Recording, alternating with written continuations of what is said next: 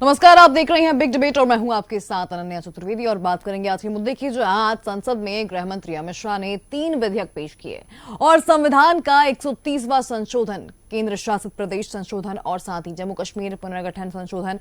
यदि कोई प्रधानमंत्री, मुख्यमंत्री या फिर मंत्री 30 लगातार दिनों तक हिरासत में रहा बिना सजा तो वह पद से हटा दिया जाएगा।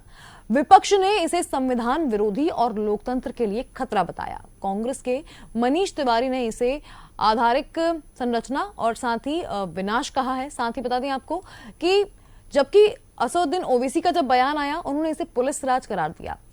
शाह ने उसे जल्दबाजी नहीं माना और कहा कि ये बिल जो है वो संयुक्त समिति को भेजे जाएंगे, उसके बाद ही यहां पर इस पे फैसला किया गया है। अब ऐसे में लगातार आरोप प्रत्यारोप का दौर चल रहा है। हंगामेदार बहस हुई और इसके साथ ही संसद में जिस तरीके से ये मुद्दा उठा उतनी ही तेजी से सियासी भूचाल भी आया। सुनवाते हैं आपको क्या कुछ कहा नेताओं और मंत्रियों ने। कि जल्दबाजी में लाया गया, इसका सवाल इसलिए नहीं उठता कि मैं इस बिल को संयुक्त समिति को सौंपने की दरखास्त करने वाला हूं। इस पर संयुक्त समिति जो राज्यसभा और लोकसभा पक्ष और विपक्ष सभी सांसदों की बनेगी, जो इस पर विचार करेगी और आपके सामने लेकर आएगी। There is a lot of action going on. You must have heard, I'm sure all of you have heard, of the new bill that the BJP is proposing.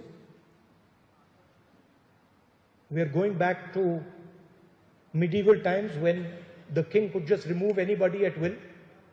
There's no concept of what an elected person is.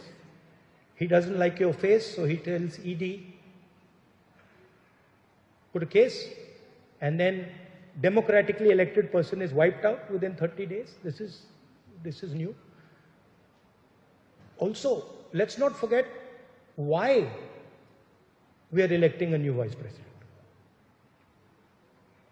Just yesterday I was having a conversation with somebody and I said, where is the old vice president gone?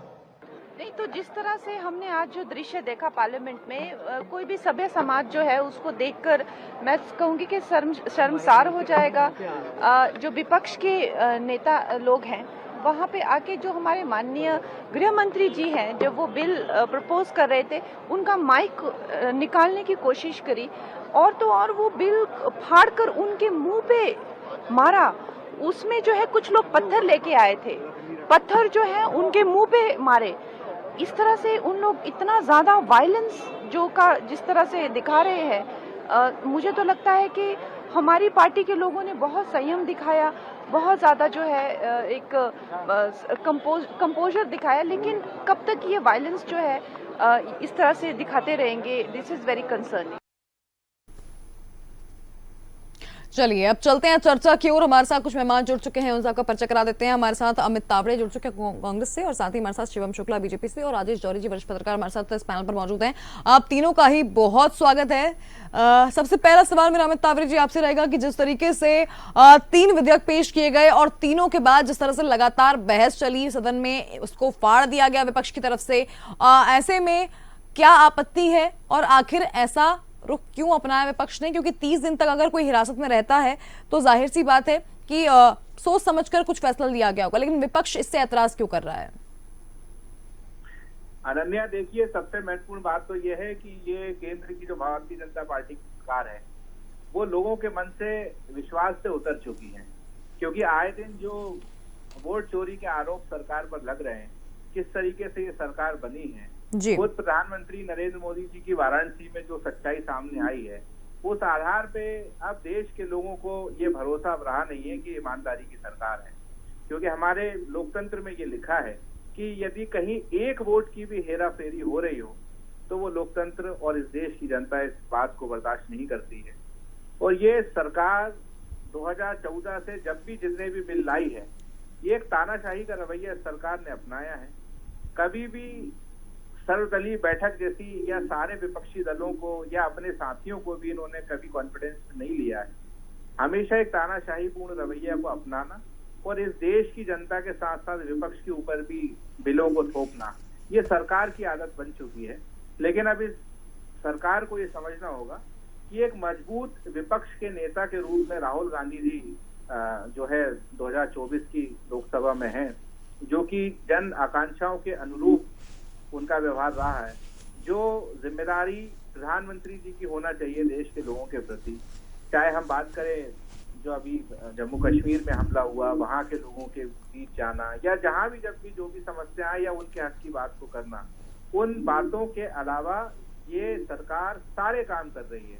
उदाहरण के तौर पे आपको देखना होगा, ये इन्होंने जो जो अपने मैनिफेस्टो में कहा था, चाहे 2014 की बात करूं, 2019 की बात करूं, 24 की बात करूं, जो ये लोग कहते हैं वो कभी करते नहीं है, घोषणा पत्र वाली बातें। किसानों ने कभी भी नहीं कहा कि किसान वाला बिल आप लेकर आइए, आपने उनके ऊपर थोप दिया। भूमि अधिग्रहण बिल कभी किसी ने नहीं मांगा, आपने थोप दिया। तो ये जो चीज जनता मांगती नहीं है उसके ऊपर लगातार थोपना, ये सरकार की अब सच्चाई जो है वो 140 करोड़ लोगों के सामने आ चुकी है।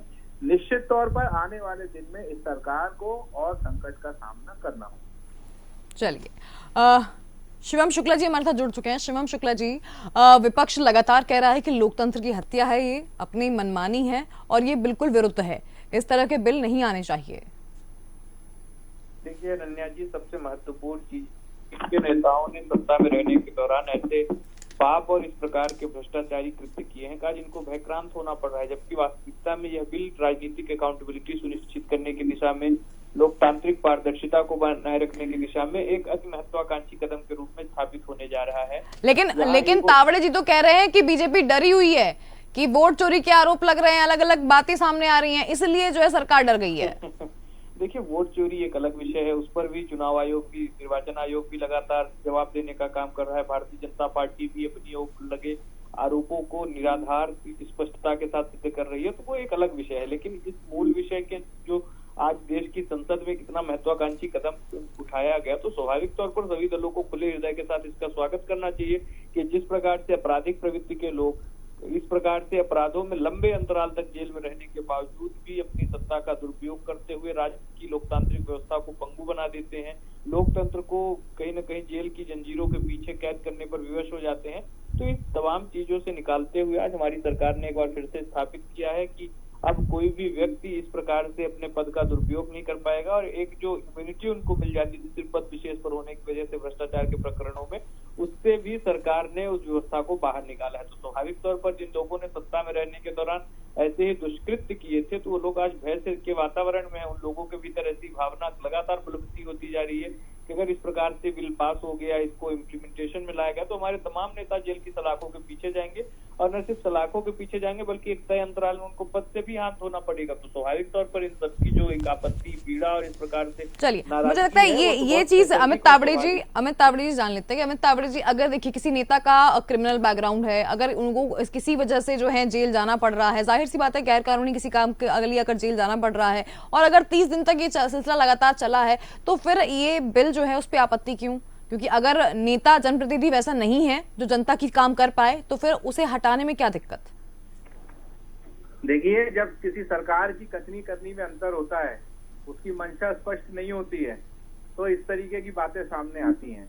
जी, उदाहरण के लिए आपको एक बात बताता हूं मैं।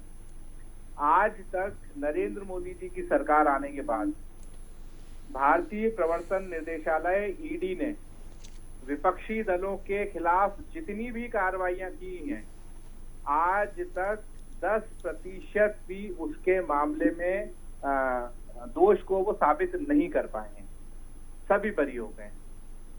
तो ये कहीं ना कहीं इस बात को दर्शाती है, ये बात कि सिर्फ विपक्षी दलों के नेताओं के खिलाफ दुरुपयोग करने के लिए इस तरह के सारे प्रयोग करने की अब पाठशाला सी बन गई है केंद्र की सरकार।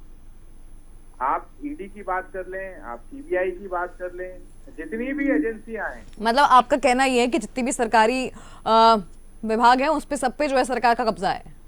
मेरी बात मत मानिए प्रवक्ता होने के नाते, आप रिकॉर्ड उठाकर देखिए। मतलब कांग्रेस ये कहना चाहती है कि जितने भी सरकारी एजेंसीज हैं, ये सारी की सारी सरकार के अंडर प्रेशर काम कर रही हैं, सरकार के हिसाब से चल रही हैं। चलिए शिवम शुक्ला जी, कितना इत्तेफाक रखते हैं इस बात से? आप संक्षिप्त में जवाब दीजिएगा, फिर राजू जौहरी जी के पास जाएंगे। देखिए, सबसे महत्वपूर्ण चीज यह है कि वोट चोरी का जो यह झूठा और निराधार आरोप लगा रहे हैं, तो कल ही जो CS के प्रमुख है संजय कुमार जी, उन्होंने बताया कि उस आंकड़े की विश्वसनीयता उन्होंने स्वयं सिद्ध की कि वह गलत है, और उसी आंकड़े पर इनका पूरा जो कांग्रेस का एक प्रेजेंटेशन राहुल गांधी जी ने दिया था वह केंद्रित था। तो स्वाभाविक तौर पर वो आरोप अपने आप में निराधार सिद्ध हो गए, और वोटर लिस्ट की मामूली त्रुटियों को यह अपनी चुनावी पराजयों का आधार बताने का कांग्रेस पार्टी रच रही है, और कांग्रेस अपनी बिहार में होने वाली प्रत्याशित हार को देखते हुए इस प्रकार से यहाँ पे झूठ और फरेब की राजनीति करने है प्रयासरत है। चलिए राजेश जौहरी जी, ये 3 बिल जब सामने आए तब विपक्ष ने हंगामा कर दिया, और ऐसे में उनका कहना यह है कि ये लोकतांत्रिक मूल्यों की हत्या है, इस तरह का बिल नहीं आना चाहिए, और ऐसे में सरकार जो है वो सभी चीजों से डर गई है, इसलिए इस तरह के बिल लेके आ रही है। राजेश जौहरी जी। जी, आपको आवाज आ रही है? जी जी। हाँ, देखिए, ये मैंडेटरी है पुलिस के लिए कि किसी आदमी को अरेस्ट किया जाता है तो उसको 24 घंटे के अंदर कोर्ट में प्रोड्यूस किया जाता है। फिर कोर्ट डिसाइड करता है कि इसको जमानत दे। कोर्ट, उनके वकील तुरंत एप्लीकेशन लगाते हैं। अगर कोर्ट को ऐसा लगता है कि इसको जमानत दे देता है, नहीं तो जुडिशियल रिमांड यानी जेल भेज देता है। तो एक बात, this is what I feel, कि अगर कोई आदमी 30 दिन या जो भी टाइम इसमें दिया गया है उतने रीजनेबल, बहुत एक लंबे समय के लिए जेल में रहता है, तो वो पुलिस के कारण नहीं रहता है, वो कोर्ट के कारण रहता है। पुलिस ने तो अपना केस बनाना है, पुलिस ने तो जो भी काम करना है, कन्विक्शन होना है नहीं होना है एक अलग बात है, लेकिन वो कोर्ट के ऑर्डर्स पे रहता है। तो इससे ये पता चलता है कि चलो पुलिस किसी के कब्जे में हो सकती है, कब्जे में है कि नहीं, बात पूरी नहीं हुई है। जी जी बात पूरी नहीं हुई। जी जी। तो उसमें एक तो ये है कि वो पुलिस किसी के कब्जे में हो सकती है सरकार के, लेकिन कोर्ट होती है ऐसा लगता नहीं है। एक बात। दूसरी बात ये है कि 80 और 90 के दशक में बहुत बड़े लेवल पे डिबेट, हम लोग स्कूल में पढ़ते थे तो बहुत बड़े लेवल पे डिबेट चल रहे थे कि criminalisation of politics and politicisation of crime. इसके ऊपर इसलिए हो रहे थे कि बहुत सारे लोग का नाम इसलिए नहीं ले रहे हैं, किसी का नाम कोई विपक्ष में है, कोई कहीं है, इसलिए बोल नहीं सकते, तो वो लोग आ गए, तो उस कारण से एकदम से राजनीति में बहुत गड़बड़ियां हो गई थी, तो इस पे शुरू हो गया था। तो कहीं ना कहीं उसको रोकने के लिए ऐसी चीज जरूरी। और आखिरी बात ये है, एक छोटा सा एग्जांपल के साथ भाजपा और कांग्रेस दोनों के लिए, कि एक PHE डिपार्टमेंट के मध्य प्रदेश के वो थे ENC, इंजीनियर इन चीफ थे गुमान सिंह दामोद, जो बाद में अपना रिटायरमेंट लेने के बाद रतलाम झाबा और अलीराजपुर के सांसद बने। उनके खिलाफ एक पत्रकार थे धर्मेश शुक्ला, उन्होंने एक प्राइवेट कंप्लेंट लगाई, और प्राइवेट कंप्लेंट पर अलीराजपुर कोर्ट ने मुकदमा दर्ज कर दिया। 600 करोड़ का कोई एक मसला था घोटाले का। अब आप सोचिए कि इतना बड़ा मामला, लेकिन उसके बाद भी कानून के लेकुना ऐसे हैं कि आज तक कुछ नहीं हुआ है। तो ऐसे में बहुत तगड़ा बिल इसलिए जरूरी है कि पब्लिक रिप्रेजेंटेटिव, जिनको हम लोग अपने जिसे कहना चाहिए पूरे तरीके से डिवोट होकर उनको भेजते हैं, ये सोचिए कि हमारे लिए कुछ करेंगे, और अगर वो भ्रष्टाचार करें, किसी क्राइम में जाएं, अगर शामिल हो, तो ये जिम्मेदारी फिर किसकी है? जिम्मेदारी फिर कहीं ना कहीं देश के सिस्टम की है कि ऐसे लोगों को बाहर किया जाए, राजनीति से बाहर का रास्ता दिखाया जाए। तो इसलिए कहीं ना कहीं बहुत पॉजिटिव होके सारी पार्टियों को इकट्ठे होके क्रिमिनल्स को तो बाहर करना पड़ेगा, नहीं तो ओके, मतलब माना जाए कि ये जो है एक तरह से अगर एक पहलू देखें इसका सिक्के का, तो ये एक तरह से बहुत पॉजिटिव भी है, लेकिन अगर दूसरा पहलू देखा जाए तो विपक्ष का ये कहना है कि ये चाल है, साजिश है कि विपक्ष के खिलाफ जो है लगातार अब ऐसे कानूनी कार्रवाई सरकार कर सकती है। अमित तावड़े जी, इस बात से कितना इत्तेफाक रखते हैं आप?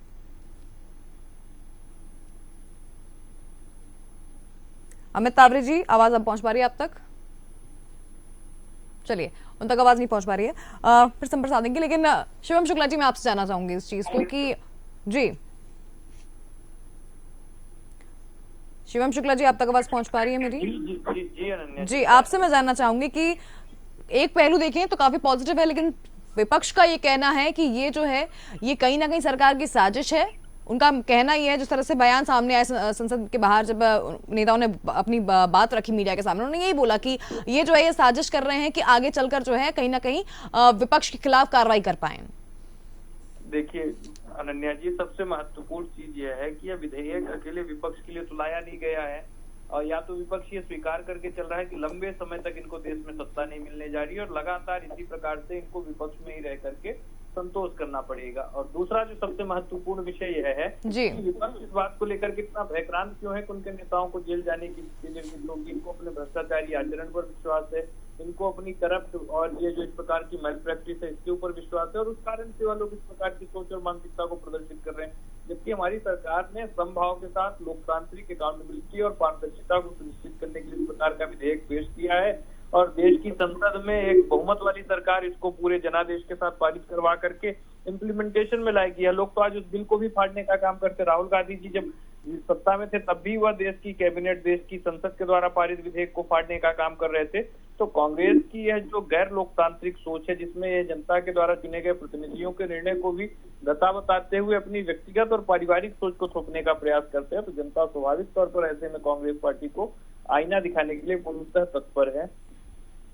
जी, चलिए अमित तावरे जी, आपसे मैं जानना चाहूंगी। अमित तावरे जी, आप जुड़ पाए मेरे साथ? आवाज पहुंच पा रही है? चलिए, संपर्क नहीं हो पा रहा। जौहरी जी, आपसे मैं जानना चाहूंगी। राज जौहरी जी, अगर इस पूरे मुद्दे को देखा जाए तो माना कि दोनों पक्ष और विपक्ष को बातचीत करनी चाहिए, लेकिन दिल्ली में जो हुआ उसके बाद से जब सरकार सत्ता पलट हुई तब से जो है ये माना जा रहा है कि जब नेताओं को जेल भेजा गया है, सरकार हाथ से गई है। नहीं, देखिए, ये इस बात में दम इसलिए नहीं है। देखिए, अगर कोई नेता भ्रष्ट है और वो जेल चला गया और उसकी सरकार चली गई तो अच्छी बात है। ये तो पब्लिक को इससे खुश होना चाहिए, पब्लिक को और बल्कि नेताओं को भी खुश होना चाहिए। लेकिन बात यहाँ पे पॉलिटिशियंस की है ना, बात पॉलिटिशियंस की है कि हाथ से सब सत्ता जा रही है, तो कहीं ना कहीं विचलित तो होंगे वो। देखिए, पॉलिटिशियंस कभी नहीं चाहेंगे कि कानून के हाथ इतने मजबूत हों कि अभी तो कानून के, आप देखिए एक एग्जाम्पल आपको दिया जो गुमान सिंह डामोर का, कानून की बारीकी मतलब जो पेचीदगियां हैं उसका फायदा उठा के उनके वकील उनको पिछले 2-2.5 कोविड के समय ये ऑर्डर हुआ था, और आज उस बात को कोविड के समय 21 से लेके आज 4 साल हो गए, आज तक उनको कुछ नहीं बिगड़ा है। अभी भी वो MP MLM कोर्ट में आ गया है। तो प्रॉब्लम समझिए आप कि ऐसे में एक बहुत सख्त कानून की बहुत जरूरत है। अच्छा, एक बात और, यहाँ तो ये जो सांसद है ये तो भाजपा के हैं, तो फिर ये जो ये भाजपा वाला मतलब स्थितियां ये हैं, भाजपा हो या कांग्रेस, अगर किसी ने भ्रष्टाचार किया है, किसी ने क्राइम किया है, किसी ने कोई गलत काम किया है, तो उसके खिलाफ बहुत तगड़ा एक्शन होने की जरूरत है। और देखिए, इसलिए जरूरी है ये कि जनता के मन में नेताओं के प्रति जो भावनाएं बड़ी गलत आ रही हैं। जी, आप सोचो अनन्या, एक नेगेटिव इमेज जो है उसे खत्म करना बहुत जरूरी हो गया है। जी, एक बात और थी, छोटी सी बात थी जी, एक ये तो सांसद विधायक तो बहुत दूर की बात है, एक आदमी सरपंच बनता है, सरपंच का मानदेय कितना होता होगा, शायद 5,000 रुपए महीना। जी, वो सरपंच बने हुए उसको 2-3 महीने होते हैं, वो इनोवा या फॉर्च्यूनर खरीद लाता है। मतलब पब्लिक को क्या दिखता नहीं है क्या? पब्लिक जो है, जो कल तक जिसके पास एक स्कूटर मोटरसाइकिल नहीं थी, जिसकी स्थिति सबको मालूम थी क्योंकि पंचायत में सबको सबके बारे में मालूम रहता है, अचानक सरपंच बनते हुए पैसा कहाँ से आ गया उसके पास? ये चिंता की बात है। जनता के मन में जो निराशा आ रही है, जनता के मन में जो नेताओं को देख के जो नफरत सी हो रही है, उसके लिए जरूरी है कि नेताओं की क्लींजिंग जरूरी, सफाई जरूरी है। नेतागिरी की, पॉलिटिक्स की सफाई बिल्कुल अच्छे तरीके से सर्फ लगा के होनी बहुत जरूरी है। जब ये क्रिमिनल्स और जो चोर वाली मानसिकता के जो भ्रष्टाचारी हैं उनका बाहर होना जरूरी है, नहीं तो भविष्य में ये अच्छी बात नहीं है। और देखिए, यही कारण है कि जो अच्छे लोग हैं वो कई बार चुनाव के बारे में बात ही नहीं करना चाहते हैं, पॉलिटिक्स के बारे में बात ही नहीं करना चाहते हैं। तो इसलिए कहीं ना कहीं ऐसा लगता है कि सारी पार्टियों को इकट्ठा होना चाहिए और इकट्ठा होके और खुश होना चाहिए कि अच्छा, एक भी भ्रष्टाचारी नहीं आए, ताकि जो क्लीन लोग हैं वही राजनीति में रहें, तो देश बहुत ऊपर जाएगा। चलिए, अमित तावरे जी, आपसे मैं जानना चाहूंगी इस चीज को कि एक पॉलिटिशियन की छवि को सुधारना भी बहुत जरूरी है, और अगर ये 3 बिल पास हो जाते हैं तो विपक्ष को साथ बैठकर बात करने के बजाय विरोध क्यों करना पड़ा? आखिर इसके पीछे मंशा क्या थी? क्या आपकी पार्टी नहीं चाहती कि जो एक नेता है वो साफ सुथरी छवि का हो? और आखिर डर किस बात का है? अगर आपके नेता साफ सुथरी छवि के हैं तो फिर पुलिस का क्या डर? जेल जाने की नौबत ही नहीं आएगी।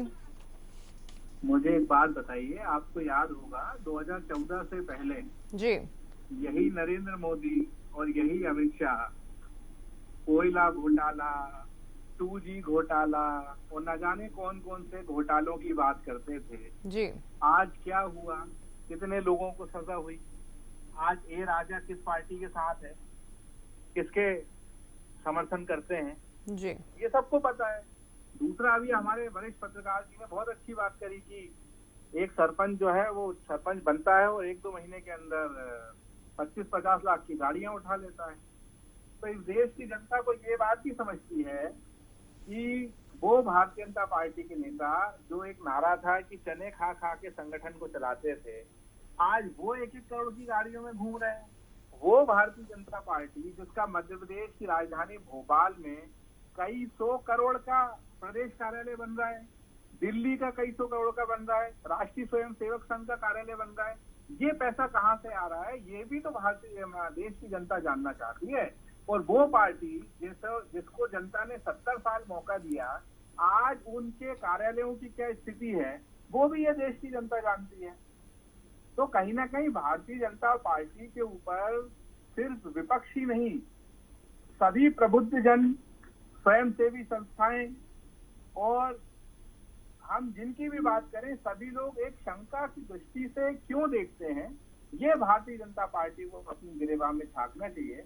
क्योंकि पिछले 10 साल में इन्होंने कौन से अपने नेता के खिलाफ जांच बिठाई है, व्यापम में कौन सी कार्रवाइयां हुई हैं, या और भी जितने घोटालों में भारतीय जनता पार्टी के नेताओं के नाम आए हैं, चाहे वो दक्षिण भारत के हों या मध्य भारत के हों, कौन से नेता के खिलाफ इन्होंने वो कर। दूसरी बात तो ये है, मध्य प्रदेश में जो लोकायुक्त है, कितने मंत्रियों के खिलाफ पेंडिंग केसेस है, कौन सी अनुमतियां दे दी, कितने आईएएसओ के खिलाफ जांच की अनुमति। तो ये अगर बिल पेश हो जाएंगे, मतलब पास हो जाएंगे, तो जाहिर सी बात है कि अगर ऐसा कोई नेता होगा, भले किसी भी पार्टी का हो, XYZ किसी भी पार्टी का हो, ना सिर्फ भाजपा या कांग्रेस की बात हम कर रहे हैं यहाँ पे, देश की किसी भी पार्टी का हो, अगर वो करप्टेड है, अगर उसके पास कोई उसके ऊपर कोई केस दर्ज है, अगर वो कहीं ना कहीं कानूनी जो प्रक्रिया उनमें उलझा हुआ है और लगातार 1 महीने तक वो लगातार जेल के अंदर, जाहिर सी बात है कि वो उस पद के लायक है या नहीं है, ये तो जनता डिसाइड कर चुकी है। ऐसे में उसे हटाना कोई बड़ी चीज थोड़ी होगी, और अगर ऐसा होता है तो अच्छी ही बात है ना, इसमें सपोर्ट होना चाहिए, आपका समर्थन होना चाहिए, विरोध किस बात का। फिर जो अब से पहले के जो कानून बने हुए हैं, जो वर्तमान समय में कानून है, उनमें ऐसी कौन सी खामियां हैं जो आप उसका पालन नहीं कर पा रहे हो? उसमें तो कोई त्रुटियां ऐसी नहीं है। आप नई नई चीजें लाते हो। अरे भाई, पुराने कानून के हिसाब से भी यदि आप कार्रवाइयां करोगे तो निश्चित तौर पर एक भी सरपंच से यानी कि सरकार जो है सारे कानून बदल रही है, सारी तरह जो है नई चीजें अपनी तरफ से लाना चाहती है। निश्चित तौर पर। चलिए शिवम शुक्ला जी, इस बात पे क्या कहेंगे आप कि नई सरकार जो है अब अपनी नई नीति बना रही है, नए कानून लेकर आ रही है, अपने हिसाब से सरकार चला रही है हर चीज, पुराने कानून में भरोसा नहीं है उन्हें? देखिए, सबसे महत्वपूर्ण चीज यह है कि संविधान की मूल भावना को छोड़ करके उसमें किसी भी प्रकार की आवश्यकता अनुरूप समय काल परिस्थिति के हिसाब से परिवर्तन करने के लिए लोकतांत्रिक तरीके से चुनी हुई तो वर्तमान में क्यों जरूरत पड़ रही है? नहीं तो देखिए, वर्तमान में आवश्यकता है। जिस प्रकार से हमने देखा कि अरविंद केजरीवाल ने मुख्यमंत्री रहते हुए लगभग 4 से 6 महीने का समय जेल में रह करके दिल्ली की जनता को कहीं न कहीं उनके जनमत का अपमान किया और जनता को अपने रूटीन के कामकाजों के लिए भी मुख्यमंत्री के पद से मरहूम रहना पड़ा। तो स्वाभाविक तौर पर सरकार का उत्तरदायित्व है कैसे कदम उठाए जिसके माध्यम से ऐसे भ्रष्टाचारी और इस प्रकार के आताताई नेता जेल में रह करके सत्ता को अपने पास सीमित न करने पाए और देश के और प्रदेश के व्यापक आम जनमानस को उनके व्यक्तिगत कुंठाओं की वजह से नुकसान न उठाना पड़े। और दूसरा, जहां तक कानूनों में परिवर्तन का विषय रहा तो कांग्रेस पार्टी ने मिनी कॉन्स्टिट्यूशन जैसे संवैधानिक संशोधन भी किए हैं। 41वां और 42वां संविधान संशोधन हम सबने देखा है। तो कांग्रेस पार्टी तो लगातार ऐसे ही निर्णय लेती हुई चली आ रही थी जिसके माध्यम से उन्होंने देश की लोकतांत्रिक व्यवस्था के साथ ही कुठाराघात करने का षड्यंत्र किया है। चलिए एक अंतिम कमेंट में राजेश जौहरी जी आपका चाहूंगी इस चीज पे कि आप क्या मानते हैं, कंक्लूजन क्या होगा इस विधेयक का, क्योंकि लगातार अगर इतनी बहस चलेगी, क्योंकि सरकार का कुछ और कहना है, विपक्ष इसको मान नहीं रहा है, लेकिन अगर पास हो भी जाते हैं तो अच्छी ही बात है, लेकिन अगर नहीं भी होते हैं तो पुराने कानून में क्या दिक्कत थी? चलिए जौहरी जी संपर्क नहीं हो पाया, लेकिन चलिए समय का अभाव भी है। बहुत धन्यवाद शिवम शुक्ला जी और अमित तावड़े जी, आप दोनों का हमारे साथ जुड़ने के लिए। और जाहिर सी बात है कि अगर 3 विधेयक पेश होते हैं और पेश हुए और जिसके बाद लगातार बहस हुई, उसके बाद ये देखना दिलचस्प होगा कि अब विपक्ष जो है इस कानून को लेकर किस तरीके से संसद में जो है आगे बात लेके जाता है। क्योंकि अगर एक पहलू देखे सिक्के का तो ये पॉजिटिव भी है, दूसरा पहलू देखे तो विपक्ष ये सवाल उठा रहा है कि जब ऑलरेडी कानून है तो उसके बाद फिर नए नए कानून लाने की क्या जरूरत है। ऐसे में पक्ष और विपक्ष के बीच तीखी तकरार देखने को मिल रही है। फिलहाल बिग डिबेट में इतना ही। आप देख रही है DNN न्यूज। नमस्कार।